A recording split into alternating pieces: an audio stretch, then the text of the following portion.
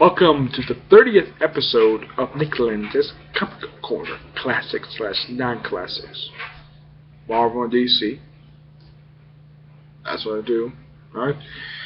Now, in this particular episode, we're doing Spider-Man, the Fantastic Spider-Man. This is basically Spider-Man team with the FF. Pretty much taking place not long after the first issue of FF. Yeah, and this is written by Dan Slott. This book, Dan Slott, Fran Vanelli, and Crystal Gage with Rob Williams. Paul Benjamin and Frank Terry. Let's see if I can try it too. Let's see. Fran Vanelli basically co-writes 650 on 660, which I think is a fantastic story. Crystal Gage writes the Avengers Academy stories. Obvious. Just Another Days, Paul Benjamin. Can't Get Service, Rob Williams. The Choice, Frank Terry. Yeah. I'm trying not to go into too much detail. This first part is simply just Carly and Peter basically trying to find a way to spend their first night together in bed. Yeah. And of course this deals with stuff that takes place right after the events of FF number 1. And he hates his new suit. He says it's random anti-venom. Yeah. They go around the world trying to save crime. Yeah. And of course everybody's making a bit weird. His little field trips. Yeah. They go to the backstory in the future. Yeah, it's a one and done story. Yeah. But the next story kind of continues where that one leaves off. This basically deals with the first confrontation Spider-Man has directly with the supervillain group, the Sinister Six. That's the whole point of this two-part story. Yeah. Of course, Dragon Man just showed up in the Foundation. Give or take. Yeah. He thinks he's Blackbeard, and it's first direct confrontation with the Sinister Six. First direct confrontation. This is the first time that the group itself has shown up since the beginning of Big Time at this point. And the follow-up issue simply just continues right where the last lives off. Spider-Man basically acts like normal. Of course, Illusion. Of course, I'm not going to show this picture. Just basically, there's a panel of showing Sue Richards' butt. Yeah, that's all I'm going to say in the matter. Yeah. Yep, and of course the Fantastic Four switching powers.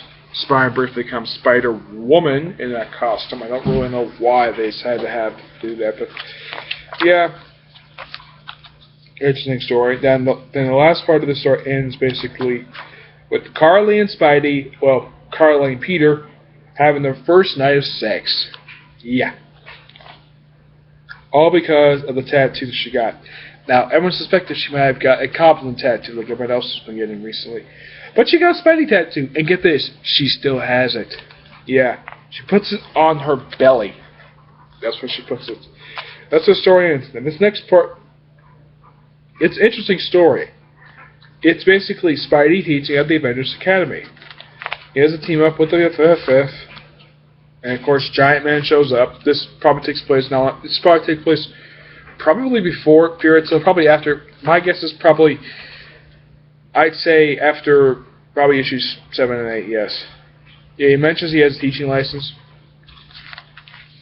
and of course, it's the original class of the Avengers Academy. Now, of these people, as of right now, Mental's dead. Vale doesn't have her powers. And everybody else I think Stryker here, I don't think he was in the Avengers Academy. I don't think he was Avengers Arena, but the other 3 were. At least 5 people were. Stryker, I think he was the one who was not. Mental died in the first issue of the series. And of course, they bring up stuff basically, and of course they fight crime. And it turns out the way their attitude is basically influenced by the Psycho Man. Okay, you have a FF villain. Of all villains, you can have Spider-Man team up with the Avengers Academy to fight.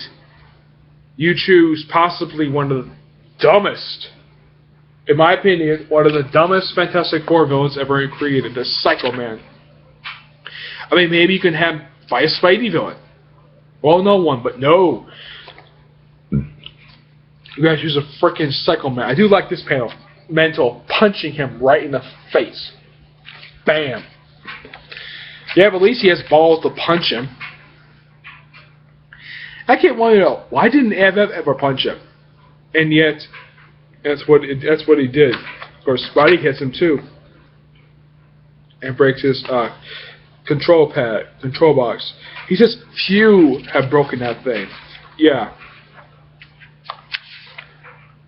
And this panel just this basically shows, if you look very closely at it, from the back, they have to show the rear ends of Hazman and Vale. They don't show the rear end of Finese, who is the alleged daughter of the Taskmaster. Then Spider-Man fights the Avengers Academy. Yeah. And I think in the end they actually do defeat Psycho Man. Yeah. Oh, and Vale doesn't have her powers anymore, so she's no longer involved with the Avengers Academy. Yeah. Of course, they defeat him. Giant Man thought it'd be a good idea to have Spidey join full time, and everyone says no. Even Spidey says no. And that's it for that story. Yeah, that's a little side story. It's really weird artwork. It's kind of looks like classic artwork. Yeah, it just basically a tribute to what's been going on for Spider-Man over the years. Yeah, that's the whole point of that story. Magnetic Man, The Choice. Yeah, this is by far the dumbest. This is by far one of the weakest stories I've ever seen here. It's just basically a redemption of a guy who I've barely heard of before, Magnetic Man, who has a daughter who is interested in the gothic stuff. Okay. Fine. He's trying to reform.